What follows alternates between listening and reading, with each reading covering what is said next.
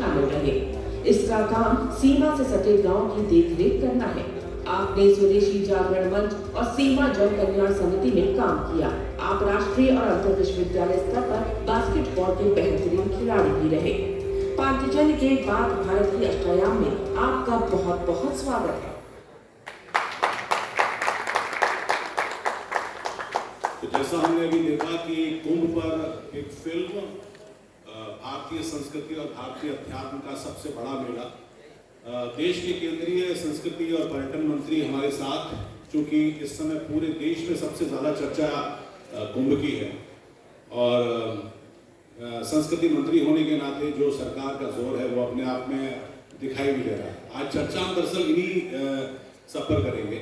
पांचजन्य का धन्यवाद कि मकर संक्रांति के दिन 1948 से ये यात्रा शुरू हुई है और आज के समय में जबकि पूरे विश्व में नैरेटिव को लेकर, अपनी बात को रखने को लेकर एक तरह का संग्राम है, एक तरह का युद्ध है, नैरेटिव वॉर है, उसमें अपनी बात को शुद्धता से रखना, बड़े अच्छे तरीके से रखना, उसमें हम एक बड़ी पहल के तौर पर पांचजन्य की एक कोशिश को देखते हैं। गजेंद्र सिंह शेखावत जी के बारे में एक फिल्म तो हमने दिखाई, लेकिन दरअसल संस्कृति के साथ साथ, वैसे राजस्थान के लोगों की खास पहचान है कि आधुनिकता के साथ साथ अपनी मिट्टी से जुड़ाव की कहानी राजस्थान का कोई पढ़ा लिखा व्यक्ति कहता है। गजेंद्र जी उसकी एक मिसाल है। संस्कृति मंत्री बनने के बाद जिस चीज ने मेरा ध्यान खींचा वो पैरा जंपिंग को लेकर खींचा था। ये हिम्मत कैसे आई पहली बार? और पहला सवाल हालांकि मेरा इससे भी है कि आप चूंकि कुंभ से आए हैं, अभी आप प्रवासी भारतीय दिवस में से आए हैं, भारतीय संस्कृति को लेकर पिछले तकरीबन 10 सालों में एक तरह का एक रीअजर्शन जैसा लगता है। क्या आपको लगता है कि एक तरह का रिनोसॉ है, एक तरह का पुनर्जागरण है, या फिर लोग अपनी बात को, अपनी कल्चर की बात बड़े गर्व से कहने लगे हैं? आप कैसे देखते हैं? धन्यवाद अनुभव जी। मैं अपनी बात करूं उससे पहले धन्यवाद करना चाहता हूं पांचजन्य परिवार का, और पांचजन्य परिवार को स्थापना दिवस की बधाई देते हुए कि भारत की आत्मा और उस आत्मा के 8 पिलर्स, 8 आयाम, उनको लेकर के ये संवाद का कार्यक्रम पांचजन्य ने आयोजित किया। पांचजन्य भारत की आत्मा, भारत की चिति, इन सब विषय पर चर्चा करें, ये कोई नया विषय नहीं है, लेकिन निश्चित रूप से पिछले 10 साल में नरेंद्र मोदी जी के नेतृत्व में सरकार बनने के बाद पहली बार देश के 140 करोड़ लोग, भारत के लोग भारत की संस्कृति से सर्वथा कट गए और ऐसा कभी नहीं हो। तमाम तरह के झंझावात झेलने के बाद में 2000 साल तक के लगातार हुए आक्रमणों के बावजूद भी भारत का आम समाज कभी अपनी संस्कृति की जड़ों से जुड़ा नहीं, कटा नहीं था। लेकिन कालांतर में जिस तरह के राज्याश्रय उसे मिलना चाहिए था, उसको पल्लवित पुष्पित होने के लिए दुर्भाग्य से जिस तरह के लोग सरकार में थे, उन्होंने उन सरकार में बैठे हुए लोगों के मन में भी सांस्कृतिक चेतना के प्रति और सांस्कृतिक धरोहर के प्रति एक आदर का भाव जो है वो कहीं न कहीं मिसिंग था, वो गायब था। और उसका दुष्परिणाम जो भारत में हुआ था, पिछले 10 साल में भारत में सरकार में बैठे हुए लोगों ने जिस तरह से भारत की संस्कृति पर जब खुद गर्व करना प्रारंभ किया, आज देश में एक नई चेतना निश्चित रूप से दिखाई देती है। और भारत की स्वीकार्यता, भारत से निकले हुए ज्ञान, भारत से निकले हुए ज्ञान के विभिन्न आयाम, जो आज नहीं हजारों साल से हमारी संस्कृति और हमारी इस सभ्यता का हिस्सा है। हमारे ऋषियों ने, मनीषियों ने अपने अनुभूत ज्ञान के आधार पर उन सबको खोजा था और मनुष्य के कल्याण के लिए स्थापित किया जाए। They were all scientifically validated also. लेकिन दुर्भाग्य से क्योंकि उनकी जितनी संभाल नहीं हो पाई थी, उसके कारण से जो नुकसान हुआ, पिछले 10 वर्ष में भारत ने जिस गति के साथ में प्रगति की, उसके चलते हुए विश्व के पटल पर भारत के प्रति आदर भाव बना और साथ ही साथ में भारत के लोगों ने जब संस्कृति का और अपने संस्कृति के मूल तत्वों पर गर्व करना प्रारंभ किया, एक बार फिर भारत के सांस्कृतिक मानदंडों की पहचान पूरे विश्व भर में नए सिरे से लिखी जा रही है। इसलिए पूरी जिम्मेदारी के साथ में ये कहा जा सकता है कि भारत के सांस्कृतिक पुनरुद्धार और पुनर्जागरण का काल जो है वो प्रारंभ हुआ। और इससे आगे बढ़ करके मैंने अभी कुछ दिन पहले एक मंच से ये बात कही थी, कुछ लोगों को शायद वो असहज भी लगा। देखिए 450-500 साल पहले जब बाबर के सेनापति ने राम मंदिर को तोड़ा, जिसको बचाने के लिए उससे पहले भी अनेक लोगों ने अपना बलिदान किया था, उस समय भी किया हो। भगवान श्री राम का मंदिर टूटने के साथ ही भारत के सौभाग्य का सूर्य अस्त हो गया, अस्तांचल की तरफ चल गया। ये 500 साल की यात्रा जो है अमावस की पूरी करके जिस दिन से भगवान श्री राम का मंदिर अयोध्या में बना है, उस दिन से भारत की संस्कृति का सूरज और सौभाग्य का सूरज दोनों उदित हो गए। इसलिए ये जिम्मेदारी से कहा जा सकता है। आप देख रहे हैं पूरे विश्व भर में भारत के योग की, भारत के आयुर्वेद की, भारत की कृषि पद्धति की, भारत की जीवन पद्धति की, भारत के पारिवारिक मूल्यों की जिस तरह से पहचान नए सिरे से बन रही है, स्वीकार्यता जिस तरह से नए सिरे से बन रही है, ये स्वीकार्यता ही भारत को आने वाले समय में विश्व के पटल पर प्रणम्य बनाएगी, भारत के लिए आदर का भाव सृजित करेगी। एक संस्कृति मंत्री के तौर पर, चूंकि आपने इलेक्टोरल पॉलिटिक्स को जिस हिसाब से देखा है, क्या आपका एक सा विजन है कि ये जो एक रीअसर्शन है जो दुनिया को बताने की है, क्योंकि हमारी सॉफ्ट पावर बड़ी स्ट्रॉन्ग के तौर पर देखी जाती थी, दरअसल देखा जाए तो ये हमारी एक तरह से हार्ड पावर भी है, हमको लोग मानते भी हैं। उसको आप कैसे मानते हैं कि क्या गोल सेट है, जो बात आपने कुंभ में कही, इतने लोग आएंगे, या फिर एक संस्कृति मंत्री के तौर पर आपने कैसे इस विजन को देखा? देखिए विश्व भर में अभी मैं नोबेल लॉरेट का एक आर्टिकल पढ़ रहा था, रिसर्च बेस्ड आर्टिकल है, काफी लंबा चौड़ा उन्होंने लिखा, उस विस्तार में नहीं जाऊंगा। उन्होंने कहा कि दुनिया का कोई भी देश विश्व का नेतृत्व करता देश बने, उसके लिए पहली आवश्यकता है कि वो आर्थिक दृष्टि से संपन्न है। भारत जिस दिशा में आगे बढ़ रहा है, जिस गति से आगे बढ़ रहा है, हम सबको जानकारी है, इसलिए उसके विस्तार करने की आवश्यकता नहीं है। इंडिया की ग्रोथ स्टोरी जो है वो 24% CAGR का है और 8% हमारी जो है इकोनॉमी की लगभग ग्रोथ है। और दुनिया, जब पूरी दुनिया ग्लोबल रिसेशन के दौर से गुजर रही है, उस समय में हम जो है एक ध्रुवतारे की तरह चल रहे हैं। लेकिन अगर जिन देशों ने आर्थिक दृष्टि से प्रगति की है, और केवल आर्थिक दृष्टि से प्रगति के साथ साथ में उनकी per capita income is the best in the world, लेकिन वो दुनिया में नेतृत्व करता देश नहीं हो सकते। ऐसे अनेक देशों के उदाहरण दिए जा सकते हैं। दूसरा विषय उन्होंने जो रखा वो यह था कि किसी भी देश को इससे आगे बढ़कर के, आर्थिक दृष्टिकोण से आगे बढ़कर के अगर कहीं विश्व का नेतृत्व करता बनना है तो उसको सामरिक दृष्टि से अपने आप को शक्तिशाली बनाना चाहिए। भारत ने जिस तरह से पिछले 10 साल में उस क्षेत्र में प्रगति की, हम इंडिजिनाइजेशन ऑफ डिफेंस प्रोडक्शन कर पाए और हम अब तो निगेटिव लिस्ट पर पहुंच गए कि हम केवल इनके अलावा कुछ भी इंपोर्ट नहीं करेंगे, एक छोटी सूची बची है। लेकिन दूसरे नजरिए से देखें, दुनिया के ऐसे देश जिनके पास military power, robust military power है, अभी हम देख रहे हैं एक देश अपने 8 पड़ोसियों से एक साथ लड़ रहा है, लेकिन वो दुनिया का नेतृत्व करता कभी नहीं बन सकता। तीसरा विषय उन्होंने कहा कि इससे आगे बढ़कर के अगर किसी दुनिया में किसी देश को नेतृत्व करता बनना है, पूरा विश्व उसको आदर करे, इस परिस्थिति तक अगर आना है, तो उसको आर्थिक सामरिक के साथ साथ में उसको टेक्नोलॉजी की दुनिया में काम करना।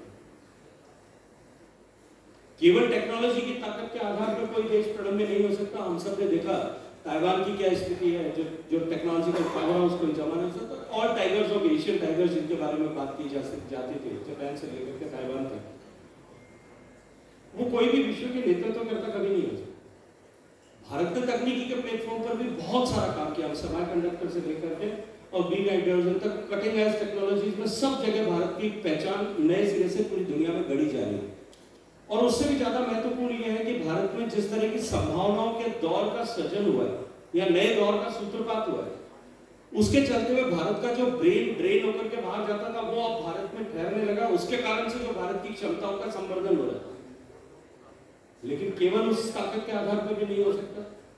इन तीन की संभावनाएं भारत में है और भारत उस दिशा में आगे बढ़ रहा है। उससे आगे बढ़ करके जो चौथी चीज और सबसे important element and substance which makes any country, उसको आदर का भाव उसके लिए अर्जित करती है, वो होती है उसकी सॉफ्ट पावर। और भारत की जो सॉफ्ट पावर है, भारत की जो सांस्कृतिक ताकत है, भारत की जो वैचारिक ताकत है, वो ताकत आने वाले समय में भारत को विश्व का नेतृत्व करता और विश्व पूरा आदर करे इस मुकाम तक पहुंचाने का पोटेंशियल भारत को, क्षमता भारत को देती है। तो इसलिए निश्चित रूप से अब हम जिस तरह से चारों पिलर्स पे एक साथ आगे बढ़े, चौथे पिलर जिसकी चर्चा अभी हमने पिछले प्रश्न की चर्चा के दौरान की कि अब हमने अपनी संस्कृति का सम्मान करना शुरू किया है, तब विश्व पूरा सम्मान करा। और देखिए दुनिया में कमजोर की किसी विषय का कोई सम्मान नहीं करता। जब आदमी क्षमतावान होता है, जब देश क्षमतावान होता है, चाहे ऑर्गेनाइजेशन होता है, समाज होता है, उसकी मान्यताओं की, उसकी बिलीफ की जो है चर्चा सारा विश्व करता है। भारत की क्षमता के संवर्धन के साथ साथ में भारत का ये जो सांस्कृतिक पक्ष जो है विश्व के सामने जाएगा, ये भारत को जो सामान्य बोलचाल की भाषा में लोग कहते हैं विश्व गुरु बनाएगा, उसका रास्ता करेगा। भारत की सांस्कृतिक समृद्धता या फिर भारत की सांस्कृतिक पहचान के साथ साथ एक बड़ी बात जो कि अब तक लोग कहते रहे हैं वो है यूनिटी इन डाइवर्सिटी, सामाजिक समरसता। ये सामान होता हुआ दिखता है। इसके दौरान आप कैसे देखते हैं कि जब हमारा कल्चरल एक तरह से रिनोवेशन है या कल्चरल रीअसर्शन है, इसमें समरसता भी एक बड़ी चीज़ है। कुंभ में इस बात को कहा जा रहा है, ये इस तरह का एक संदेश है। संस्कृति मंत्री के तौर पर आप इस समरसता के भाव को साथ लेकर चलते हो, कितना देख पाते हैं? देखिए मुझे लगता है कि ये जो डिस्कोर्स खड़ा किया गया कि भारत विविधताओं से भरा हुआ देश है और भारत में कुछ भारत यूनिटी इन डाइवर्सिटी की जो बात की है, वो ऐसे लोग थे जो भारत की सांस्कृतिक आत्मा को पहचानते हैं। भारत में चाहे कितनी भी विविधताएं हमको ऊपरी तौर पर दिखाई देती है, कितनी भी कल्चर की, क्राफ्ट की, क्यूजीन की, कॉस्ट्यूम्स की, ये सब विविधताएं हमको जिस तरह से पूरी दुनिया में, देश भर में अलग अलग कोने में दिखाई देती है। और अभी केरल में जाकर के देखिएगा आप, राजस्थान, एक हम शायद मानते होंगे राजस्थान की संस्कृति, राजस्थान की संस्कृति के 1000 रंग आपको दिखाई देंगे। राजस्थान के संस्कृति में मेवाड़ का, वागड़ का, मारवाड़ का, ढूंढाड़ का, जो है मेवात का, कोई एक दूसरे से संबंध नहीं। 12-15 किलोमीटर पर, 20 किलोमीटर पर जाकर के कुछ डायलेक्ट बदल जाते हैं। ये डाइवर्सिटी, इतनी सारी डाइवर्सिटीज के होते हुए भी भारत ऑर्गेनिक रूप से एक है। हमारी मान्यताओं के चलते हुए, हमारी बिलीव्स के चलते हुए, हमारे पर्व त्योहारों के चलते हुए, हमारी नदियों के चलते हुए, अनेक हमारी हिंदी के चलते हुए और हमारे कुंभ के चलते हुए अनेक ऐसे। आज कुंभ में 45 करोड़ लोग जाएंगे। लोग समरसता की बात करते हैं, भारत में समरसता की आवश्यकता की चर्चा करते हैं। मैं पूछना चाहता हूँ, कुंभ के 45 करोड़ लोगों में कहीं कोई डिस्टिंग करता है? किस जाति का है, किस धर्म का है, किस समाज का है, किस पूजा पद्धति का है, किस मान्यता का?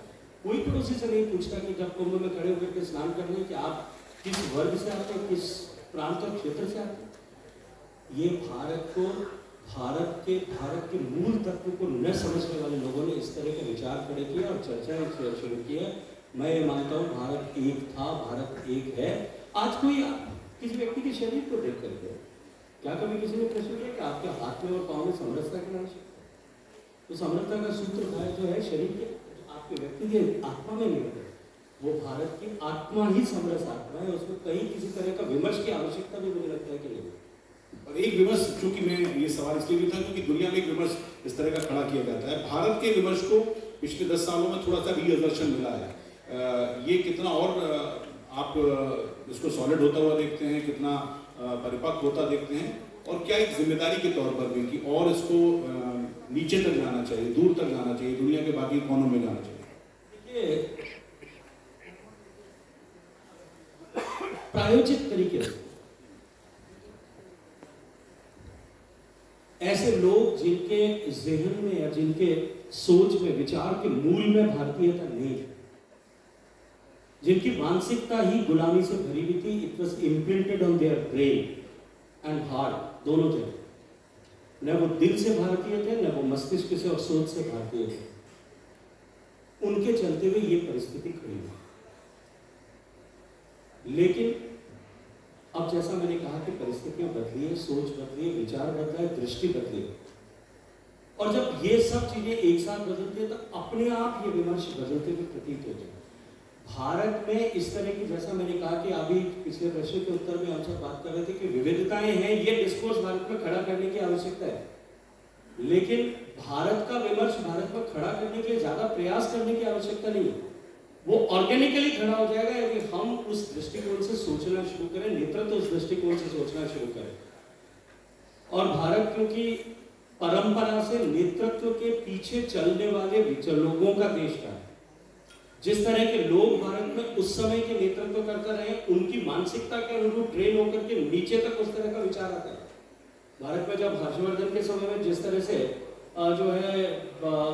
जिस तरह से वैचारिक नए दिशा का सूत्रपात हुआ, पूरा भारत उस दृष्टिकोण से सोचने लगा। पुष्यमित्र सोवी के समय में वापस परिवर्तन आया, पूरा भारत उस दृष्टिकोण से सोचने लगा।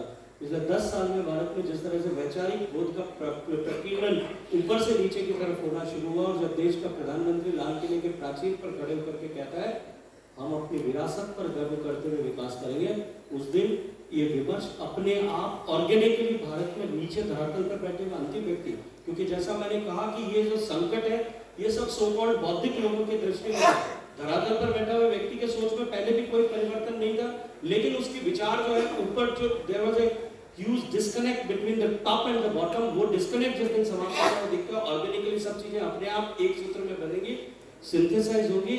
और अब ये जिस रास्ते पर हम चल पड़े हैं, ये पुनरुद्भव का दौर जिसको आप रिनासांस की बात कर रहे हैं, ये पुनरुद्भव का दौर जब शुरू होता है तब केवल जो है गैप्स को ब्रिजिंग करने की आवश्यकता वो हो चुका है, और अब ये झंझावात की तरह आगे बढ़कर के ऊपर पहुंचता हुआ दिखेगा। हम तो ये सुनते आए थे कि आइडिया ऑफ इंडिया होता है, लेकिन अब आपकी नजर में ये क्या एक नया है, पुराना भारत रीपैकेजिंग है, या हमारा एक तरह से अपने को पहचानने की प्रवृत्ति है? देखिए, पैकेजिंग की जरूरत नहीं है। जो हमारा अंगारा होता है ना, उसके ऊपर राख जल जाती है, थोड़ी सी हवा की जरूरत है, झाड़ने की जरूरत है, वो झड़ गई है। अब जो भारतीयता की हवा चलेगी, उस भारतीयता की हवा से जो अग्निशिखा प्रदीप्त होगी ना, वो सब कुछ अपने आप उजाला चारों तरफ अपने आप कर देगी। आपने विकास की बात भी की, विरासत की बात भी करी, आपका मंत्रालय चूंकि इस पर काम करता है, क्रिएटिव इकोनॉमी की बात भी सरकार ने करी है। आप अभी चूंकि कुंभ की शुरुआती दौर में वहां पर गए हैं, वहाँ किस तरह का माहौल आपको देखने को मिला है, और संस्कृति मंत्रालय की तरफ से वहाँ पर जो कोशिश है उसकी क्या झलक आपको वहाँ पर महसूस? देखिए, कुंभ के धार्मिक आध्यात्मिक पक्ष की चर्चा अनेक वर्षों से अनेक बार हुई। कुंभ के सामाजिक पक्ष की चर्चा अभी हमने की कि किस तरह से कुंभ भारत को एकता के सूत्र में निबद्ध करने वाले एक तंतु के रूप में, डोरी के रूप में, लेकिन कुंभ के आर्थिक पक्ष की शायद कभी किसी ने कल्पना नहीं की। जब दुनिया के टूरिज्म के पटल पर जाकर के मैं बात करता हूँ तो बड़े गर्व के साथ में टूरिज्म के सेक्टर में काम करने वाले लोग कहते हैं कि फ्रांस में 4 करोड़ लोग दुनिया में एक साल में आते हैं, पर्यटक आते हैं। थाईलैंड में 4-4.5 करोड़ पर्यटक आते हैं। दुबई में 2-2.5 करोड़ लोग आते हैं। सिंगापुर में 2 करोड़ लोग आते हैं, लेकिन भारत में 1 करोड़ 30 लाख लोग आते हैं। लेकिन वो भारत को भारत की दृष्टि से नहीं देखते। यहाँ हर 12 साल में 45 करोड़ लोग इकट्ठे हो रहे हैं। दुनिया का सारा टूरिज्म एक साथ इकट्ठा कर दें तो भी कुंभ के बराबर नहीं हो सकते। और उससे आगे बढ़ करके देखिए, अगर हम अपने रिलीजियस प्लेसेस पर देखें, आज उज्जैन के महाकाल के दर्शन के लिए साल में 4.5 करोड़ लोग आ रहे हैं। पूरा फ्रांस में जितने लोग आते हैं उतने एक महाकाल बाबा के दर्शन करने के लिए, वो भी तो पर्यटक है। हमने कभी उसको, उस इकोनॉमी को कभी हमने ऑर्गेनाइज नहीं किया, फॉर्मलाइज करके काउंट नहीं किया। यदि कुंभ के आर्थिक पक्ष को देखें, 45 करोड़ लोग अपने घर से बाहर निकल करके वहां तक पहुंचेंगे, वो अपने आप में जीडीपी में कितना बड़ा कंट्रीब्यूशन है। We are never trying to calculate, and हमने कभी उन नंबर्स को, क्योंकि हम अपने विषयों पर गर्व नहीं करते थे, इसलिए उसको हमने कभी आगे विश्व के पटल पर या दुनिया में दिखाने की कोशिश नहीं की। पहली बार उसका प्रयास हो, और अब के बार का महाकुंभ जो 45 करोड़ लोग, भारतीय दुनिया भर के लोग लगभग हम अपेक्षा कर रहे हैं 15 से 20 लाख लोग आएंगे। जिस तरह से रिस्पॉन्स हमें मिल रहा है पूरी दुनिया से, जिस तरह से लोगों के लिए कुंभ एक कौतूहल का विषय बना। एक तरफ भारत की गति और गति के साथ हुई प्रगति, उसको लेकर के विश्व में एक नया कौतूहल भारत के लिए बना था। अब जिस तरह का एंथुसियाज्म कुंभ को लेकर के बना है, इन दोनों का सहयोग भारत को इस कुंभ के समाप्ति के बाद में भारत की तरफ देखने की दृष्टि पूरे विश्व की बदल जाएगी। ये मैं पूरी जिम्मेदारी के साथ में कहता हूँ। और भारत में मैंने पहले भी किसी मंच से ये बात कही कि कुंभ भारत के लिए, भारत को विराट रूप में देखने का अवसर है। गीता के लिए हम सब जानते हैं, महाभारत के युद्ध के समय में कृष्ण के मन में जो है वो एक संशय की स्थिति पैदा हुई अर्जुन के मन में, और कृष्ण भगवान ने अर्जुन का उस संशय का मनोभाव दूर करने के लिए उन दोनों के बीच में संवाद हुआ। 700 श्लोक कुल संवाद हुआ, जिसमें अर्जुन ने अपनी तरफ से फिर प्रतिप्रश्न किए, भगवान ने फिर उसका उत्तर देने की कोशिश की, लेकिन वो संशय समाप्त नहीं हुआ। उस संशय को समाप्त करने के लिए भगवान को विराट रूप का दर्शन दिया, और वो निमिष मात्र का दर्शन जो था ना, उसने सारे संशय समाप्त कर दिया।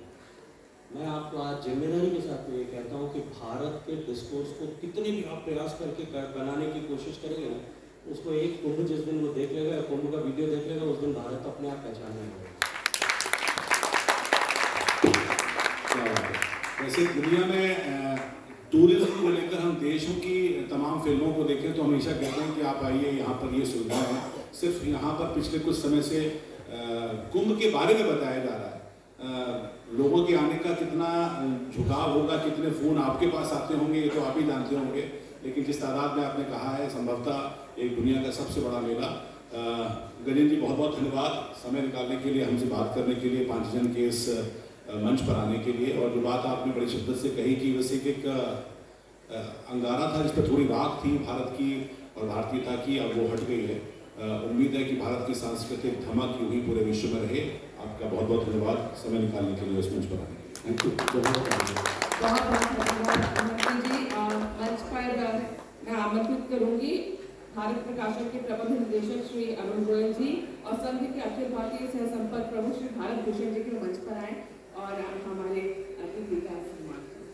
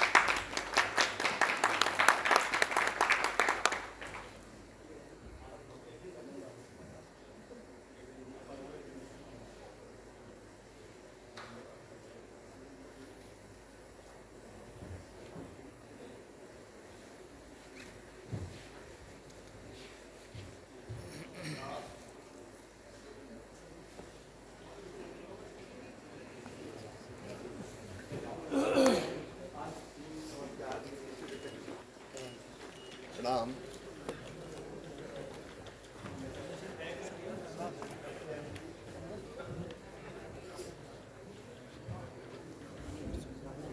और अभी हमने जैसे कि देश के केंद्रीय मंत्री गजेंद्र सिंह शेखावत जी को सुना, और अब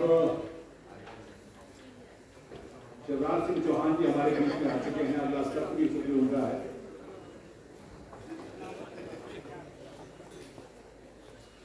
बात भारत की 5 दिन के इस कार्यक्रम में आप सबका एक बार फिर बहुत बहुत स्वागत है। एक सत्र को भी आपने देखा कि जिस तरह से देश के केंद्रीय मंत्री ने भारत की संस्कृति की प्रबलता की बात की,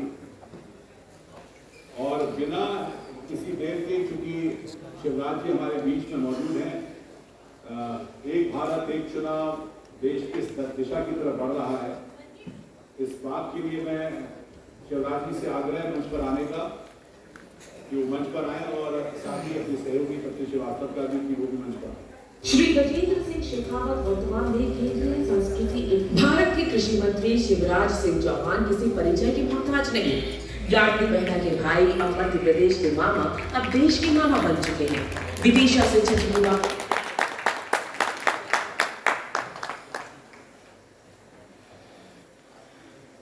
जय की मोहताज नहीं। लाडली बहना के भाई अब मध्य प्रदेश के मामा अब देश के मामा बन चुके हैं। विदिशा से 6वीं बार सांसद चुने गए शिवराज सिंह चौहान प्रदेश में भाजपा के सबसे पुराने और वरिष्ठ नेताओं में एक हैं। छात्र जीवन से राजनीति की शुरुआत की और अभी तक सियासत के कई अहम पदों पर आप अपनी सेवा दे चुके हैं। राजनीति में कदम रखने से पहले आप राष्ट्रीय स्वयंसेवक संघ के कार्यकर्ता के रूप में काम करते थे। देश के कृषि मंत्री और मध्य प्रदेश के मुख्यमंत्री बनने से पहले आप भाजपा के प्रदेश अध्यक्ष और भारतीय जनता युवा मोर्चा के राष्ट्रीय अध्यक्ष भी रह चुके हैं। आप 4 बार के मुख्यमंत्री रह चुके हैं। आपके नाम भारतीय जनता पार्टी के सबसे अधिक समय तक मुख्यमंत्री रहने का रिकॉर्ड भी दर्ज है और अब आप किसानों के उज्जवल भविष्य को बनाने की दिशा में काम कर रहे हैं। 5 जन के पाठ भारत के अष्टयाम में आपका बहुत बहुत स्वागत है। आपका बहुत बहुत स्वागत है शिवराज जी। सबसे पहले तो ये बताइए कि भोपाल से दिल्ली आकर आपको कैसा लगा है? जो काम करते हैं वो भोपाल में रहे या दिल्ली में, ध्यान केवल काम पर रहता है। जो काम सामने है पार्टी ने तय कर दिया, उस काम को भगवान की पूजा मान के लगातार करते रहना, ये बचपन से ही मेरा स्वभाव रहा है। जब मध्य प्रदेश में था तो दिन और रात वहाँ काम करता था। अब दिल्ली में हूँ तो मैंने मध्य प्रदेश की तरफ पलट भी कभी नहीं देखा। देश में काम कर रहा हूँ, जो काम है उसी में आनंद। आप देश के लिए काम कर रहे हैं और देश के लिए एक बहुत बड़ा फैसला होने वाला है, जिसके लिए सब प्रतीक्षा भी कर रहे हैं और मांग भी उठ रही है कि पूरे देश में एक साथ चुनाव। यहाँ उपस्थित सभी जनों को हम बताएंगे कि 5 जन के लिए विशेष आलेख भी आपने इस विषय पर लिखा है। लेकिन अगर हम बात करें कि पूरे देश में एक चुनाव, इसकी आवश्यकता क्यों है और इससे देश को क्या फायदा होगा? मैं सबसे पहले तो 5 जन को धन्यवाद दूंगा। देश में एक साथ चुनाव, ये विमर्श प्रारंभ किया था तो 5 जन ने प्रारंभ किया। और अभी आप देख रहे हैं कि ड्राफ्ट भी तैयार है, जेपीसी विचार कर रही है। देखिए, लोकतंत्र जनता का, जनता के लिए, जनता के द्वारा शासन, और वो चुनाव के माध्यम से ही हम करते हैं। संविधान निर्माताओं ने जब ये कल्पना की थी चुनाव की, तो ये सोच के की थी कि एक निश्चित समयावधि के बाद, और वो 5 साल हमारे देश में तय, जनता नई सरकार चुनेगी, अपनी चुनेगी, और फिर 5 साल के बाद फिर चुनाव होंगे। उस समय उनके दिमाग में कभी नहीं आया कि धारा 356 का इतनी बार दुरुपयोग होगा। आप जानते हैं 1967 तक 7 चुनाव होते थे, लोकसभा के, विधानसभा। कहते हुए तकलीफ है राजनीतिक कारणों से अपने स्वार्थ की सिद्धि के लिए कई राज्य सरकारें भंग, क्योंकि 67 के पहले तो कांग्रेस की सरकारें हुआ करती थी। जब दूसरे दलों की सरकारें आना शुरू तो उनको भंग करने का सिलसिला प्रारंभ, और भंग भी इतना कर दिया गया, कितनी बार किया गया कि अब आप देखो देश में और कोई काम हो ना हो, 5 साल 12 महीने 365 दिन हर राजनीतिक दल चुनाव की तैयारी में लगा रहता है। अभी आप देख लीजिए, साल भर नहीं हुआ मध्य प्रदेश, छत्तीसगढ़, राजस्थान के चुनाव को, और वो चुनाव खत्म नहीं हुए तो 4 महीने बाद लोकसभा के चुनाव। तो मध्य प्रदेश ने पहले, मध्य प्रदेश, छत्तीसगढ़, राजस्थान ने 4 महीने पहले किया विधानसभा का चुनाव। उसके 3 महीने पहले से लग गया आचार संहिता, लग गई, कोई काम नहीं हो सकते, घोषणा नहीं हो सकती, सारे काम ठप। और बाद में लोकसभा चुनाव की घोषणा हो गई तो फिर सारे काम ठप। 1 साल कोई काम नहीं, लगभग 1 साल केवल चुनाव की तैयारी चल रही है। और अब वो चुनाव खत्म नहीं हुए लोकसभा के, 4 महीने बाद फिर शंख हो गया। जम्मू कश्मीर, झारखंड, हरियाणा, महाराष्ट्र, लोकसभा की थकान भी नहीं उतरी थी कि कमर कस के राजनीतिक दलों की योद्धा इन चुनाव के लिए रवाना हो गए। और अब आप देखेंगे कि वो चुनाव खत्म नहीं हुए, अब दिल्ली का दंगल शुरू हो गया चुनाव, और फिर बिहार की तैयारी शुरू हो जाएगी। हम लोग क्या कर रहे हैं सारे राजनीतिक दलों के लिए? एक ही काम, चुनाव की तैयारी। और चुनाव की तैयारी में जनता के हित और विकास के कामों की प्राथमिकता बचती नहीं है। चुनाव जीतना है। कोई ऐसा काम मत कर देना कि तात्कालिक रूप से जनता नाराज हो जाए। आप एक बार सोच के देखिए, देश के नेताओं का, मैं तो कहता हूं माननीय प्रधानमंत्री जी, केंद्रीय मंत्रीगण, राज्यों के मुख्यमंत्रियों, मंत्रियों, किसी तरह की सरकार, एक राज्य में चुनाव का संविधान पे सब चलो, बाकी सब छोड़ो। अब कृषि मंत्री कृषि का काम छोड़ के एक राज्य के चुनाव प्रचार में बैठे हुए, कितना समय जाता है? विधायक, सांसद, कार्यकर्ता, बाकी सारे काम ठप। फिर दूसरी बात, प्रशासनिक अधिकारी, उस राज्य में तो आचार संहिता लगी जाती है, तो कोई नई घोषणा नहीं, विकास के काम नहीं, केवल चुनाव की तैयारी चलती रहती, सब था। तो वहां के मंत्री अधिकारी तो लगे ही रहते हैं। दूसरे राज्यों के प्रशासनिक अधिकारी को चुनाव आयोग कहता, आओ आप जरवर बनो और फलाने राज्य में जाओ चुनाव करवाओ। तो एक राज्य के अफसर दूसरे राज्य में बजाते हैं, आप जरवर बन गए, वो चले गए, तो यहाँ 2 महीने 3 महीने काम उठा। फिर हमेशा होने वाले चुनाव में प्रशासनिक मशीनी झोंक दी जाती है। शिक्षक, मास्टर साहब क्या कर रहे हैं? फिर पढ़ाई नहीं है, चुनाव में बोलने से बन पा रहे। पुलिस क्या काय में लगी है? बोले चुनाव की व्यवस्था में लगी। मैं तो हैरत में रह गया, केवीके में साइंटिस्ट होते हैं, वैज्ञानिक, जैसे चुनाव आता है कलेक्टर आदेश देता है कि ये साइंटिफिक रिसर्च छोड़ो, चलो चुनाव की तैयारी करवा, चुनाव में ड्यूटी लग गई तुम्हारी। तो पूरी मशीनरी अपना काम छोड़ के बस चुनाव में लग जाती है और कोई काम होता ही नहीं है। कितना धन खर्च होता है देश में। चुनाव आयोग जनता का पैसा आया, हर चुनाव के लिए खजाने से व्यवस्था। राजनीतिक दल भी तो खर्चा करते हैं,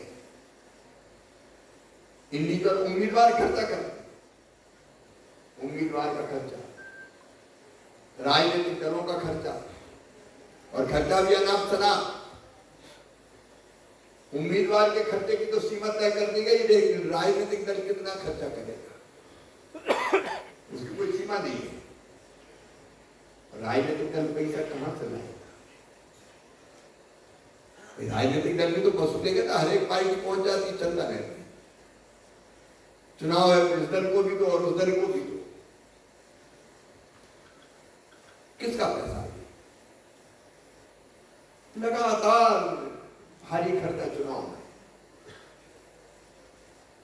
लाइन ऑर्डर छोड़ के, अपराधियों को पकड़ना छोड़ के,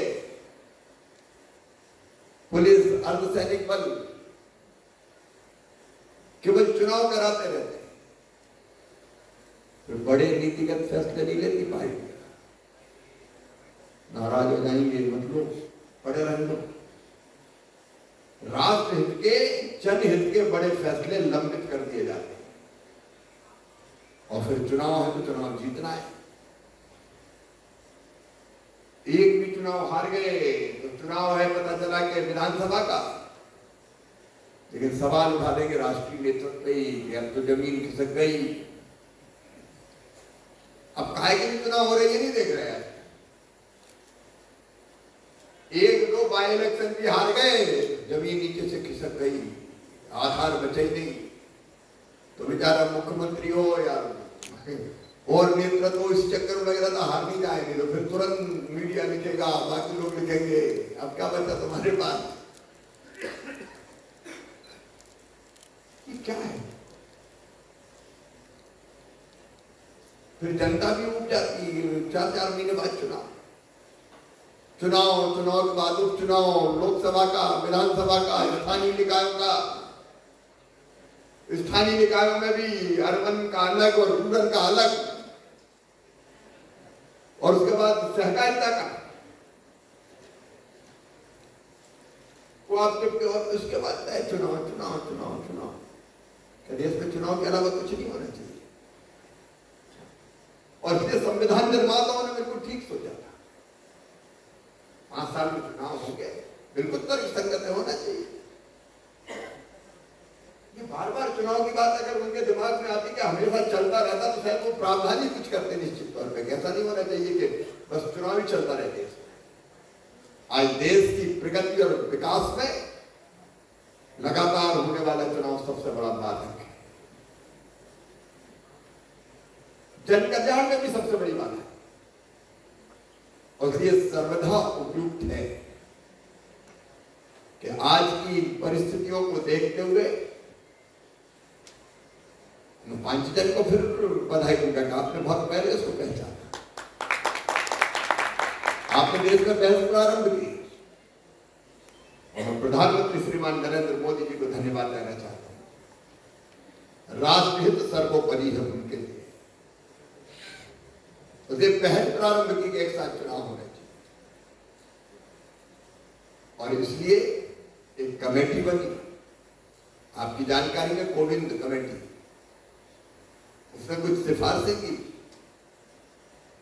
और अब संसद में मामला है, जेपीसी विचार कर रही है। मैं सर्वथा उपयुक्त मानता हूं कि देश में एक साथ चुनाव होना चाहिए। 5 साल में एक बार चुनाव हो तो 4.5 साल तो दत्तचित्त होकर चुने हुए प्रतिनिधि और सरकारें जनता की सेवा और विकास में लग सके। आपने बात की कि किस तरह से देश को इससे फायदा होगा, लेकिन चुनौतियां भी बहुत है इसमें।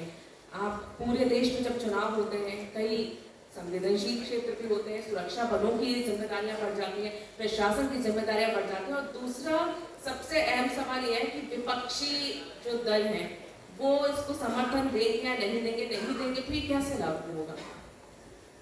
नंबर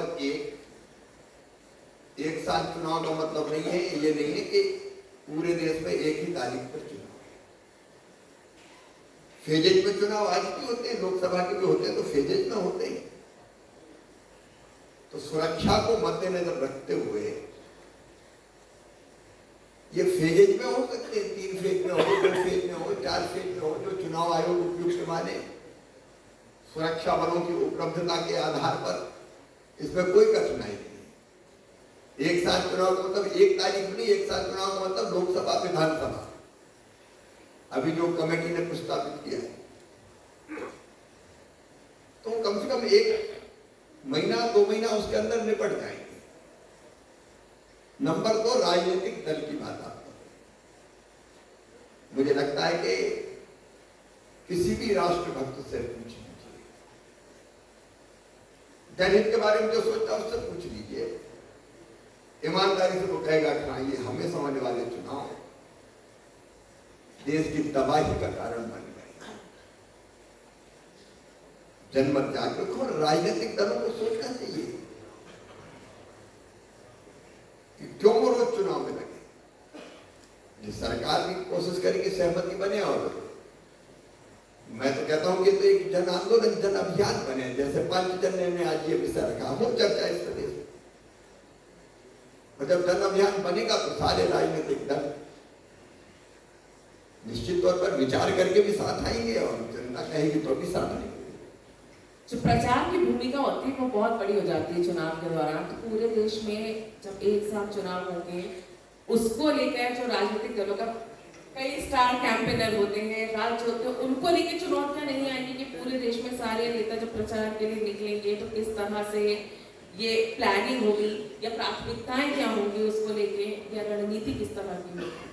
देखिए, लोकसभा विधानसभा के एक साथ चुनाव होंगे तो जो राष्ट्रीय स्तर के स्टार प्रचार है पूरे देश में प्रचार करें ना, कौन मना करता? जितना समय है उस समय में देश में एक साथ ही चुनाव हो रहा है तो विधानसभा के बारे में भाषण दे, लोकसभा के बारे में भाषण दे। जनता इतनी परिपक्व है कि एक ही समय लोकसभा में किसी पार्टी को वोट देती, जब एक साथ चुनाव होते, विधानसभा में किसी और को देती है। प्रधानमंत्री की पसंद और कोई होता है और मुख्यमंत्री की पसंद और, तो यही कई चुनाव में सिद्ध हुआ है। आप देखेंगे इस बार अगर छोड़ दिया जाए उड़ीसा, तो उड़ीसा में एक साथ चुनाव हुए, पता चला कि विधानसभा की पसंद अलग थी, लोकसभा की पसंद अलग थी। तो जनता अपने विवेक का इस्तेमाल करके वोट देती है। स्टार प्रचारक जितना देश भर में जा सकते हैं जाए, राज्य स्तर के राज्यों में जाए, कौन मना करता है, जा सकते हैं। और आजकल तो फिजिकल जाने की भी जरूरत कम है। आजकल तो जनता भी पब्लिक मीटिंग के बजाय टीवी पे भी बहस सुनती है, आम सभाओं सीधे प्रसारण हो जाता है, लाइव टेलीकास्ट, उनसे भी विचार समझ लेती है। इसलिए आज ये बाध्यता नहीं, पर जाकी बात कहेंगे तो बात होगी, आप कहीं से भी अपनी बात कर सकते हैं। आज 5 जन के इस मंच पे बैठा हूं, मैं यहाँ बोल रहा हूँ, देश भर में बात जाएगी, देश भर में बात जाती है। और जब चुनाव आते हैं तो चुनाव आयोग की जो भूमिका होती है वो बहुत महत्वपूर्ण हो जाती है। और जिस तरह से हम देखते हैं कि जहाँ आपके विपक्षी दल हारते हैं, वो चुनाव आयोग के ऊपर भी प्रश्न चिन्ह लगा देते हैं। पूरे देश में एक साथ चुनाव होगा, चुनाव आयोग के लिए भी चुनौतियां काफी बढ़ेंगी। नहीं बढ़ेगी, मैं तो समझता हूँ कम हो जाएंगे। अभी तो चुनाव आयोग और कुछ कर ही नहीं पा रहा। एक चुनाव के बाद दूसरे चुनाव की वोटर लिस्ट फलाना ढिमका, कमेटी ने जो सिफारिशें की है वो एक साथ लोकसभा विधानसभा के चुनाव की है। कितनी अच्छी सिफारिशें हैं वो आपको। उसके बाद पहले फेज पे 100 दिन के अंदर स्थानीय निकाय के चुनाव हो जाए, एक ही वोटर लिस्ट बने, नहीं हर चुनाव के लिए चुनाव आयोग के लिए अलग अलग वोटर लिस्ट, ये विधानसभा की वोटर लिस्ट, ये लोकसभा की वोटर लिस्ट। फिर राज्य के जो निर्वाचन चुनाव अधिकारी होते हैं, राज्य निर्वाचन आयोग, वो स्थानीय निकाय की वोटर लिस्ट अलग बना रहे हैं। काय के लिए इसकी जरूरत होनी चाहिए, एक वोटर लिस्ट पे चुनाव होना चाहिए। चुनाव आयोग की तो दिक्कतें कम हो जाएगी और फिर चुनाव आयोग नवाचार भी कर सकेगा। 5 साल में एक बार चुनाव होगा, और नहीं तो एक चुनाव से दूसरे चुनाव, सांस लेने की फुर्सत नहीं है। एक बात और देखिए, 5 साल में एक बार चुनाव होगा तो जनता का उत्साह चरम पे होगा। 5 साल बाद आएंगे, मैं समझता हूं कि इसमें चुनाव आयोग की भी कोई दिक्कत नहीं होगी, उनकी आसान होगा। और बाकी खाली समय में तो चुनाव के बारे में और कई नवाचार सोच सकेंगे। आपने एक बात अभी जो कही कि जब चुनाव होते हैं तो जनता एक साथ चुनाव देगी, और जनता बहुत समझदार है। इसी का एक उदाहरण दिल्ली सबसे बड़ा उदाहरण यहाँ पर है कि विधानसभा में यहाँ की जनता किसी और को चुनती है, लोकसभा के लिए किसी और को चुनती है। जब ये चुनाव एक साथ होंगे तो जनता में ये जागरूकता भी होनी चाहिए। मतदाता बहुत बड़ा, हमारा सबसे बड़ा लोकतांत्रिक देश है, जगह जगह लोगों तक ये बात पहुंचाना और ये कंफ्यूजन क्रिएट ना हो कि ये विधानसभा है, ये लोकसभा है, इसको लेकर कोई रणनीति है, इसको जनता तक कैसे पहुंचाया जाएगा, आम जनता।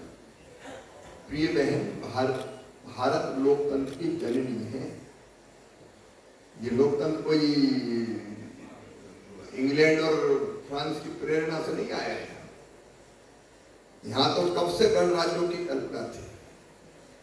कई गणराज्य हमारे यहाँ लिच्छवी से लेके अलग अलग कई गणराज्य रहे, और भारत की जनता इतनी परिपक्व रही है कि तब से लोकतंत्र में चुनने का काम करती रही है। पंच परमेश्वर कोई आज की बात थोड़ी है। हमारे गांव में भी पंच परमेश्वर फैसला करते थे और उनको भी जनता चुनती थी। और जैसे आपने कहा दिल्ली में उनको लोकसभा में जिसको वोट देना है देते हैं। मैंने कई राज्यों को उदाहरण बताया, विधानसभा में किसी दूसरे को देना तो उसको दे देते हैं। हम दिल्ली में आने की इस बार एक को वोट देंगे लोग, आप ये भरोसा रखिएगा। जिसको लोकसभा में दिए उसको विधानसभा में देने वाले। लेकिन ये संदर्भ से हटके बात हो गई।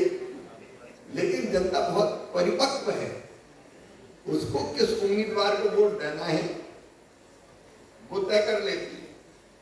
क्योंकि हमारे यहाँ का लोकतंत्र दुनिया में सबसे परिपक्व लोकतंत्र है। भारत की महान जनता को मैं बारंबार प्रणाम करता हूँ। इतनी सफलता के साथ लोकतंत्र हमारे देश में जनता के आशीर्वाद के कारण चल रहा है, जिसका उदाहरण पूरी दुनिया में दिया जाता है। अगर ये सफल होता है और ये लागू हो जाता है, आपको लगता है कि एक आदर्श मॉडल बनकर पूरी दुनिया के सामने भारत पेश कर सकता है इसको लेकर? भारत आज भी आदर्श है, मॉडल है पूरी दुनिया के सामने। एक वोट के माध्यम से यहाँ की जनता, कितनी बार आपने देखा होगा, सरकारें चुनती है, सरकारें रिपीट भी करती है, सरकारें बदल भी देती है। तो भारत तो अपने आप मॉडल है।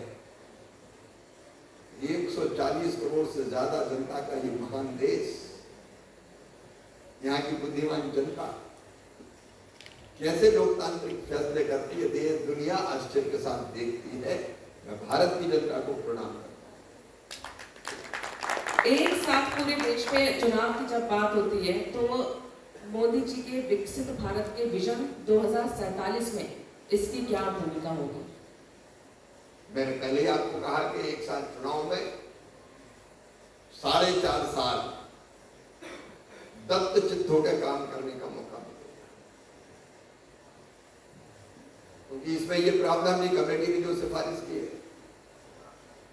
वो ये भी किया कि बाकी कहीं अगर बीच में भगवान ना करे, क्योंकि जब से मोदी सरकार आई है मुझे कहते हुए गर्व है, ये भारतीय जनता पार्टी का सोच है, हमने 356 का कभी भी दुरुपयोग नहीं किया।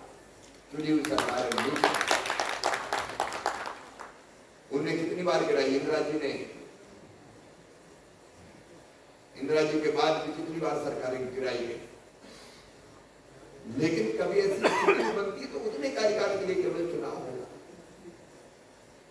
एक साथ चुनाव की परंपरा बनी रहेगी और 4.5 साल लॉन्ग टर्म प्लानिंग, राजनीतिक जो भी पार्टी सत्ता में है, प्रधानमंत्री जी हो, मुख्यमंत्रीगण हो, लॉन्ग टर्म प्लानिंग करेंगे, डट के काम करेंगे, कोई समझौता उनको नहीं करना पड़ेगा।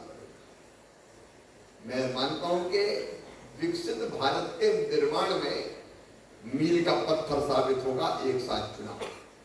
आपने बात की कि चुनाव जब होता है खर्चा बहुत होता है, लगातार चुनाव होते रहते हैं, चाहे चुनाव आयोग का, क्या लगता है इस व्यवस्था से कितनी लागत में कमी आएगी और किस किस तरह के आर्थिक प्रभाव जो पड़ते हैं देश के? लेकिन सबसे बड़ी चीज तो यही है कि अभी लोकसभा के लिए अलग पैसा खर्च करो, विधानसभा के लिए अलग खर्चा करो। अब लोकसभा के उम्मीदवार, विधानसभा के उम्मीदवार का एक पार्टी एक ही साथ फोटो लगा के चिपका दे कि फलाने जी को लोकसभा, ये फलाने विधानसभा, नेता जाएगा तो एक ही भाषण देना है, भैया विधानसभा के लिए इनको दो, लोकसभा के लिए इनको दो, अलग अलग का कितना खर्चा कम हो जाएगा। एक ही राजनीतिक दल अलग अलग पैसे इकट्ठा करके खर्चा करती है, विधानसभा के लिए अलग, लोकसभा के लिए अलग, एक ही खर्चे में काम हो जाएगा। एक पोस्टर, एक पैम्फलेट, एक स्पीच, एक मंच, कितने खर्चे कम हो जाएंगे। अच्छा, कहीं के तो खर्चे बच जाएंगे बेचारे, इंडिविजुअल खर्चा भी विधायक का उम्मीदवार और सांसद का उम्मीदवार मिलकर खर्चा कर लेगा कि मुझे इतनी है। तो मैं समझता हूँ कि दुरुपयोग कम हो जाए। अच्छा, बेचारे जो चंदा देने वाले उनको कितनी राहत मिलेगी, नहीं तो अलग अलग लोग पहुंच जाते, चुनाव लड़ रहे, चंदा ला। मैं समझता हूँ कि खर्चों में व्यापक कटौती होगी, खजाने पर बोझ कम होगा, क्योंकि एक साथ ही चुनाव करवाने तो एक 2 मशीन रखी, एक विधानसभा का दबा दो, एक बटन और एक लोकसभा का बटन दबा दो। चुनाव आयोग का मतलब जनता का पैसा कम खर्च होगा, उम्मीदवारों का कम खर्च होगा, राजनीतिक दलों का कम खर्च होगा। मैं मानता हूँ इसमें फायदे फायदे। अंत में क्या अपेक्षा की जाए, कब पूरा देश एक साथ वोट डालने जाएगा? 5 जन ने जो महायज्ञ प्रारंभ किया है, मुझे लगता है उसकी पूर्णाहुति जरूर होगी, लेकिन हमारा देश विचार करके सारे फैसले लेता है। इसलिए अभी जेपीसी में मामला है, लेकिन मैं देख रहा हूँ कि जगह जगह जनता की तरफ से डिमांड उठ रही है। मैं तो जहां जाता हूँ, हर आम सभा में कार्यक्रम कोई भी हो, मैं एक साथ चुनाव के बारे में अपनी बात कहता हूँ और लोग हाथ खड़े करके संकल्प लेते हैं। दिलाता हूँ मैं संकल्प कि हाँ, संविधान में संशोधन करके एक साथ चुनाव होने चाहिए, लोकसभा के, विधानसभा के, तो देश जाग रहा है। मैं तो अपील करना चाहूंगा 5 जन के माध्यम से देश की जनता को, समाज के हर एक वर्ग को, कि वो आगे आए और अपनी तरफ से इस आवाज को बुलंद करें कि एक साथ चुनाव होना चाहिए। स्टूडेंट एक साथ चुनाव करें, चुनी हुई संस्थाएं, जिला पंचायत, जनपद पंचायत प्रस्ताव पारित करें, एक साथ चुनाव होना चाहिए। नगर निगम नगर पालिका प्रस्ताव पारित करे, एक साथ चुनाव होना चाहिए। व्यापारी संगठन प्रस्ताव पारित करे, एक साथ चुनाव होना चाहिए। महिला संगठन हो, धार्मिक संगठन हो, किसान हो, नौजवान हो, व्यापारी हो, समाज का हर एक वर्ग से यह आवाज उठनी चाहिए कि हाँ एक साथ देश में चुनाव होना चाहिए। और जब ये वातावरण बनेगा तो मैं मानता हूं कि जल्दी ही ये फैसला संभव हो सकता है कि एक साथ चुनाव का हमारा संकल्प पूरा हो जाए, एक वातावरण बने, एक माहौल बने देश के हित के लिए। आखिर देश का हित हमारे लिए सर्वोपरि है, विकास जन कल्याण हमारे लिए सर्वोपरि है। इसलिए बार बार चुनाव से निजात मिलनी चाहिए और मुझे पूरा विश्वास है कि पब्लिक ओपिनियन क्रिएट होगा, जन दबाव बनेगा और सारे राजनीतिक दल एक साथ आके इस संकल्प को पूरा करने के लिए आगे बढ़ेंगे। आपको बहुत बहुत धन्यवाद और आपको ये भी आश्वासन देते हैं कि 5 जन में अपने इस मुहिम को भी आगे चलाता रहेगा और देश को जागरूक करता रहेगा और एक साथ चुनाव को लेकर जो पहले 5 जन ने भी शुरू की उसे आगे हम लगातार बढ़ाते रहेंगे। आपने समय निकाला हमारे साथ बातचीत के लिए, बहुत बहुत आपका धन्यवाद। 5 जन को भी बहुत बहुत धन्यवाद इसके लिए कि अष्टायाम में उन्होंने एक साथ चुनाव के विषय को सम्मिलित किया। आपने इस विमर्श को प्रारंभ किया है, मुझे पूरा विश्वास है कि इसकी पूर्णाहुति में भी 5 जन का पूर्ण योगदान होगा। बहुत बहुत धन्यवाद। आपका और साथ ही चूंकि एक मिनट के लिए आपसे आग्रह है क्योंकि आपने शिवराज जी का बहुत बहुत धन्यवाद, क्योंकि उन्होंने एक देश एक चुनाव की बात बड़ी शिद्दत से रखी है। उनके सम्मान के लिए तो मैं भारत प्रकाशन के MD अरुण जी और प्रसिद्ध लेखक रतन शारदा जी से आग्रह है कि वो आए। एक आग्रह शिवराज जी आपसे भी है, आपने एक बड़ी ही हल्के फुल्के अंदाज में बात की है कि दिल्ली में इस बार क्या नतीजा होगा, दिल्ली के चुनाव आ रहे हैं, आपने एक देश एक चुनाव की बात की। मुझे लगता है कि दिल्ली वासी बैठे हैं, हम शपथ ले लेते हैं सबसे कि 100% मतदान भी करेंगे और एक देश